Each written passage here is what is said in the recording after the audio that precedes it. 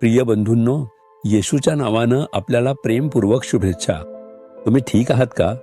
आनंदी आहात का? की डोळ्यातून अश्रू येत आहेत? कधी कधी आपल्या आयुष्यात आपल्याला अश्रूंच्या वाटेवरून जावं लागतं. कधी कधी प्रभू आपल्याला अशा मार्गावरून नेत असतो. कदाचित ते आपल्यासाठी आवश्यक असते. कदाचित कुटुंबात काही समस्या असतील, आयुष्यात काही संघर्ष असतील किंवा काही गोष्टी असतील ज्या आपण कोणाशी शेअर करू शकत नाही. आपण फक्त आपल्या अश्रूंनी प्रभूला ते सांगतो, नाही का? मी काही लोकांना प्रार्थनेसाठी येताना पाहिले आहे. जर मी त्यांना विचारले की कशासाठी प्रार्थना करायची तर ते काहीच सांगत नाहीत. फक्त साधी प्रार्थना करा असे सांगतात. पण जेव्हा ते प्रार्थनेसाठी गुडघ्यावर बसतात तेव्हा ते सतत रडत राहतात. याचा अर्थ ते आपली विनंती अश्रूंनी देवापर्यंत पोचवत आहेत. ही अशी समस्या आहे जी कोणाशी शेअर करता येत नाही. ते फक्त आपल्या अश्रूंनीच देवाला सांगू शकतात. माझ्या सेवा काळात मी असे अनेक लोक पाहिले आहेत. तुम्हीही आज रडत आहात का? कदाचित तुम्हाला वाटत असेल की मी इतरांसमोर रडलो तर ते चूक ठरेल आणि ते त्याचा मोठा मुद्दा करतील आणि रात्री तुमच्या अश्रूंनी उशी ओलावता. हे विसरू नका की तुमच्या अश्रूंना मोठी किंमत आहे. तुम्हाला माहित आहे का ते काय आहे? स्तोत्रसंहिता 56 वचन 8. माझी भटकड्याची ठिकाणे तू मोजली आहे. माझी आसवे तू आपल्या बुदलीत भरून ठेवली आहे. तुझ्या वहीत ती नमूद झाली नाहीत काय? तो म्हणतो की प्रभूंकडे स्वर्गात एक बाटली आहे ज्यात तो आपले सर्व अश्रू गोळा करतो. तो आपल्या अश्रूंची नोंदही ठेवतो आणि पाहतो की त्या बाटलीत किती अश्रू जमा झाले आहेत. प्रभूने असे का सांगितले आहे? काही गोष्टींसाठी तुम्ही प्रार्थना करता क्षणीच तुम्हाला उत्तर मिळते. तरी काही इतर गोष्टींसाठी तुम्ही उपवास आणि प्रार्थना करता तेव्हा चमत्कार घडतात. पण काही विशिष्ट गोष्टींसाठी प्रभू तुमचे अश्रू अपेक्षित करतो. विशेषतः जेव्हा तुम्ही एखाद्या आत्म्याच्या तारणासाठी प्रार्थना करता. जर तुम्हाला तुमच्या पतीचे, मुलांचे किंवा आजूबाजूच्या लोकांचे जीवन बदलावे असे वाटत असेल तर तुम्हाला अश्रू ढाळावे लागतील. जेव्हा तुम्ही त्या आत्म्यांसाठी ओझाने अश्रू ढाळता तेव्हा प्रभू ते अश्रू पाहतो आणि त्यांना वाचवतो. म्हणून देवाच्या काही योजना पूर्ण होण्यासाठी अश्रू ढाळणं आवश्यक आहे. खूप वर्षापूर्वी एकदा मी एका विशिष्ट समस्येसाठी रडत होतो. प्रभू म्हणाला, रडू नकोस. तुम्ही स्वतःसाठी अश्रू ढाळू नयेत. तुमचे अश्रू वाया जाऊ नयेत. तुम्ही आत्म्यांसाठी किंवा राष्ट्रासाठी रडू शकता, पण तुमच्या वैयक्तिक गोष्टींसाठी नाही.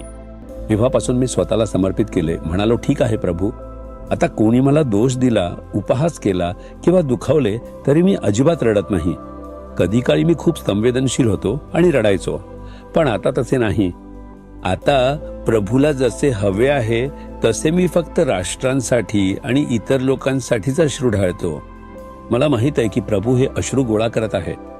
जेव्हा मी एखाद्या सभेला, एखाद्या राष्ट्रात किंवा कोणत्या तरी सेवेत जातो तेव्हा प्रभू म्हणतो, तू जितके अश्रू ढाळशील तितक्या आत्म्यांची मी तुला देणगी देईन. तुझ्या अश्रूंच्या प्रमाणात लोक पश्चाताप करतील आणि वाचतील. म्हणून मी प्रार्थनेत अश्रू येईपर्यंत प्रार्थना करत राहतो. मी पाहिले आहे की जेव्हा हे अश्रू कार्यरत असतात तेव्हा प्रभू सामर्थ्याने कार्य करतो. तुमच्या आयुष्यातही कदाचित काही गोष्टी असतील ज्यांना अजिबात उत्तर नाही. तुमचे अश्रू त्याच्या पायाशी अमूल्य आहेत. हन्ना आधी आपल्या पलंगावर प्रार्थना करत होती. काहीच बदल झाला नाही. पण जेव्हा ती देवाच्या उपस्थितीत गेली आणि ती कडवटपणे रडली, प्रभूने तिचे अश्रू पाहून तिच्यावर दया केली. प्रभू तुमचे अश्रू पाहिल्यावर गप्प बसू शकत नाही. तुम्ही अश्रू ढाळताच त्याचे हृदय वितळते.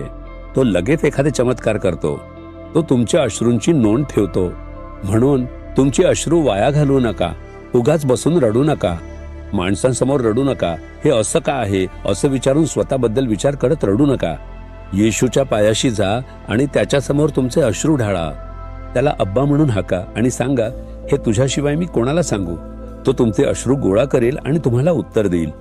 काही गोष्टींसाठी तुमच्या अश्रूंची नोंद पूर्ण व्हायला हवी. तोपर्यंत तुम्हाला अश्रूंनी प्रार्थना करत राहावे लागेल.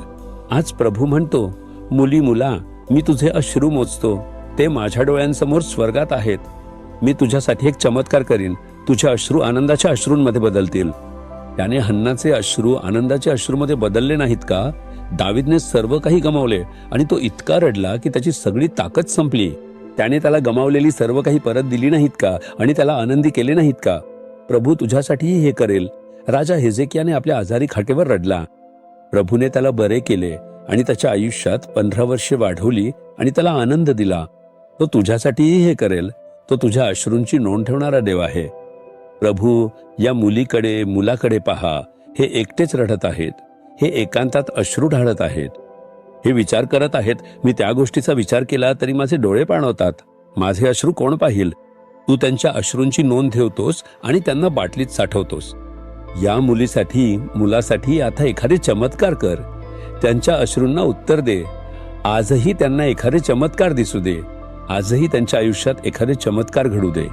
चमत्कार घडून आणि त्यांच्या अश्रूंना आनंदाच्या अश्रूंमध्ये बदल. येशूच्या नावाने आमेन, आमेन.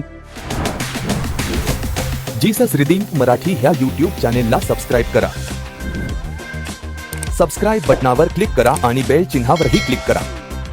दररोजच्या नवीन कार्यक्रमांची माहिती मिळवा.